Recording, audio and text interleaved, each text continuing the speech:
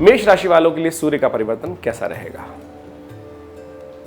ओम नागेंद्रहाराय त्रिलोचनाय भस्मांगरागाय महेश्वराय नित्याय शुद्धाय दिगंबराय तस्मै नकाराय नमः शिवाय। नमस्कार, स्वागत है आपका आचार्यवाणी में। मैं आचार्य डॉक्टर विक्रमादित्य आपके साथ हूँ और आज का हमारा विषय है कि मेष राशि वालों के लिए सूर्य का ये परिवर्तन जो होने जा रहा है वो कैसा रहेगा। देखिए मेष राशि वालों, आपकी राशि के अनुसार से जो सूर्य हैं वो आपके पंचम भाव के स्वामी हैं। मेष राशि हो या मेष लग्न हो, इनके जन्म के अनुसार से समझ लीजिए कि चंद्रमा जो है वो करीब करीब 2.5 दिन तक 2 से 2.5 दिन तक एक राशि में रुकता है, तो राशि लंबी हो सकती है। लग्न जो है बहुत जल्दी परिवर्तन होती है, एक दिन में करीब करीब 12 लग्न होती हैं, 12 लग्न पूरी क्रॉस कर जाती हैं। और ऐसे में जो लग्न या दोनों, आमतौर पर ज्योतिष के दृष्टिकोण से कहा जाता है कि गोचर का प्रेडिक्शन जो हो वो विशेष तौर पर राशि के अनुसार से देखना चाहिए। लेकिन हमने ऐसा देखा है कि प्रभावी कौन सी चीज़ है, लग्न, चंद्र कुंडली, सूर्य कुंडली या कौन सी कुंडली ज़्यादा प्रभावी है, उसके अनुसार से भविष्य को देखना चाहिए। तो आपकी राशि मेष है या लग्न मेष है, तो दोनों पर मिश्रित तौर पर इस प्रभाव को आप समझ सकते हैं कि क्या कुछ होने के योग हैं आपके साथ गोचर के दृष्टिकोण से। तो मेष राशि के हिसाब से यदि हम बात करें तो पंचम के स्वामी हो जाते हैं सूर्य। पंचम बुद्धि का स्थान है, संतान का स्थान है, और अभी तक अपने घर में चल रहे थे सूर्य और अब बुध के घर में प्रवेश कर रहे हैं। षष्ठ भाव रिपु स्थान माना जाता है। षष्ठ भाव जो है विशेष तौर पर शत्रु का स्थान माना जाता है, रोग का स्थान माना जाता है और कई प्रकार के कष्टों का भाव जो दृष्टिकोण से वहां से देखने को मिलता है। तो ऐसे में क्या कुछ करेंगे सूर्य महाराज आपके छठे भाव में जाने के बाद? 17 सितंबर को करीब करीब 1:31 पर यह सूर्य का परिवर्तन होगा और 18 अक्टूबर तक, 17 सितंबर से लेकर 18 अक्टूबर तक करीब करीब 1:30 तक ये सूर्य यहीं पर चलेंगे कन्या राशि के अंदर। बुध की राशि में सूर्य का पदार्पण। वैसे तो बुध और सूर्य का योग बड़ा अच्छा माना जाता है, बुध आदित्य योग विशेष तौर पर बड़ा शुभ माना जाता है और ऐसे में अधिकतर समय तक बुध और सूर्य एक साथ काफ़ी दिन तक का योग भी बन जाएगा जब सूर्य बुध परिवर्तन करके जाएंगे।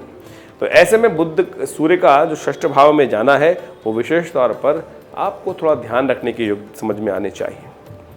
जो सूर्य विशेष तौर पर षष्ठ भाव में जाएगा तो एक अच्छी बात बहुत बढ़िया ये करता है कि व्यक्ति को मधुरभाषी बना देता है।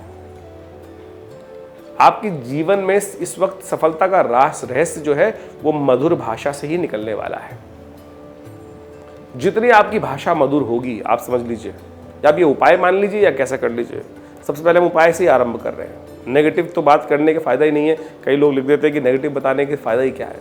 तो आप समझ लीजिए कि आपकी इस वक्त 1 महीने के लिए जो सब सूर्य आपकी कन्या राशि में चलेंगे जब तक, तो मेष राशि वालों को ये समझ लेना चाहिए कि आपकी सफलता की कुंजी कहाँ से निकलने वाली है, आपके मीठी बोली से। तो इस बात को ध्यान रखें। शास्त्र में कहा गया है कि सफलता का एक साधन है वचने का दरिद्रता।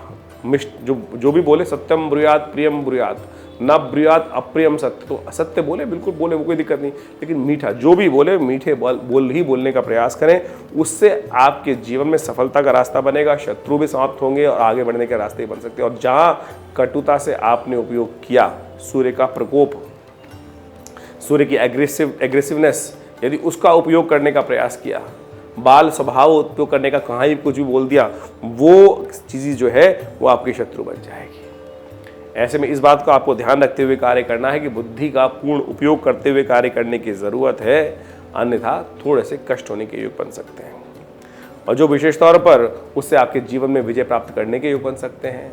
और कोई कार्य अटका हुआ है, छोटा मोटा कार्य, सरकारी कार्य अटका हुआ है, उसमें भी गति आने के योग विशेष तौर पर बनते दिखाई दे रहे हैं और उसमें भी आपको लाभ मिलने के योग बन सकते हैं।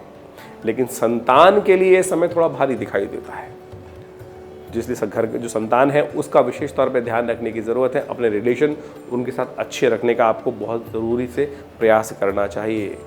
एक बात का और ध्यान रखें, ऐसे में विशेष तौर पर ग्रह दिखाते हैं कि बच्चों के लिए जो यदि आपके जो बच्चे, जिस विशेष तौर पे अगर छोटा बच्चा है और उसकी राशि ये है, घर में छोटे बच्चों की जिनकी राशि विशेष तौर पर मेष राशि है, उनको पढ़ाई में थोड़ा मन इधर उधर भटकने के योग दिखाई देते हैं। तो पढ़ाई में घेर घोट के बिठाकर प्यार से समझाकर लगाने का आपको प्रयास करना चाहिए, नहीं तो मनो मस्तिष्क में थोड़े फालतू के विचार आ सकते हैं। छठे भाव में जा रहे हैं सूर्य, और छठे भाव में सूर्य जाने पर मन को भटकाव उत्पन्न करने के योग बना सकते हैं। बुद्धि को कहीं ना कहीं और ले जा सकते हैं।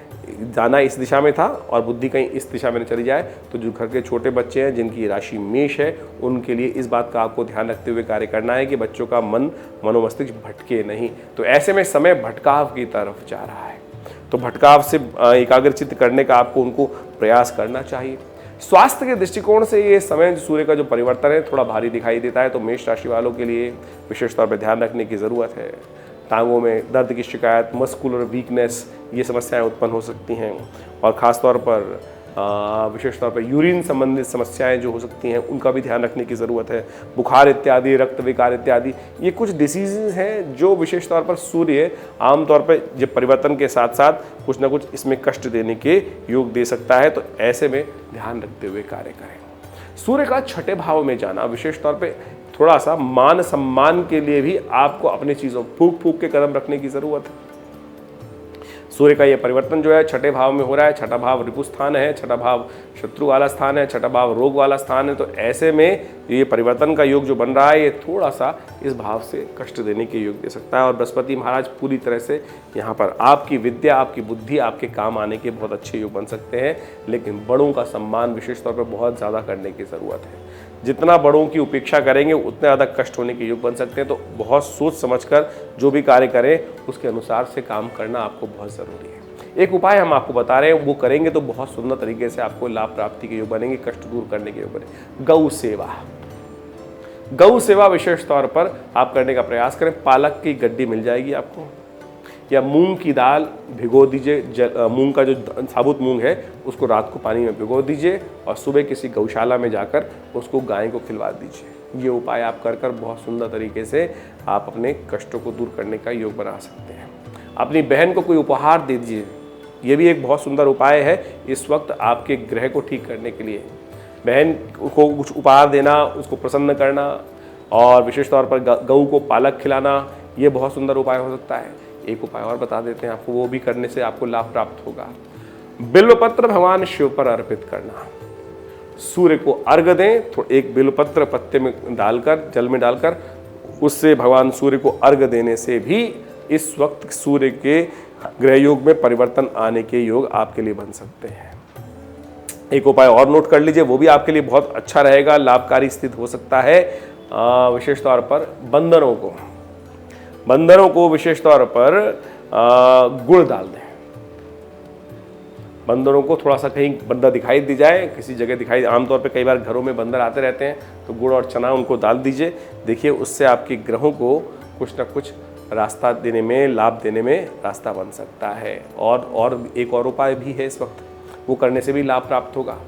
श्वान को सुबह सूर्य उदय से पहले, जब थोड़ा सा लाइट हो जाए, सूर्य उदय से पहले का समय हो, जब कुत्ते के लिए कुछ रोटी और दूध यदि डाल दें, अपने घर के बाहर एक प्याला रख लीजिए और सुबह जल्दी उठें और थोड़ा सा उसमें जाके कुछ दूध या एक रोटी, रात डबल रोटी, कुछ भी श्वान के निमित्त वहाँ डाल देने से उस समय में ये सूर्य का अशुभ प्रभाव जो 1 महीने के लिए होने वाला है, 17 सितंबर से ये सूर्य परिवर्तन की तरफ जाएंगे और करीब करीब 18 अक्टूबर तक रात्रि में करीब 1:30 पर ये सूर्य का परिवर्तन होगा। इस समय में इस उपाय को कर आप लाभ ले सकते हैं। ऐसे में विशेष तौर पर मसल्स वीकनेस की संबंधित समस्या जो हो सकती है, उसमें B12 की थोड़ी कमी हो सकती है, मस्कुलर वीकनेस समस्या हो सकती है, तो उसको ठीक करने का आप प्रयास करें।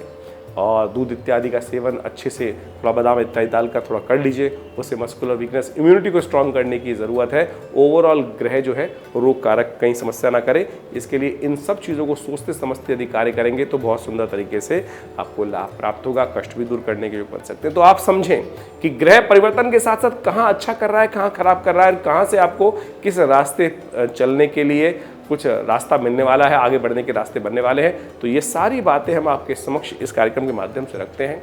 धन्यवाद।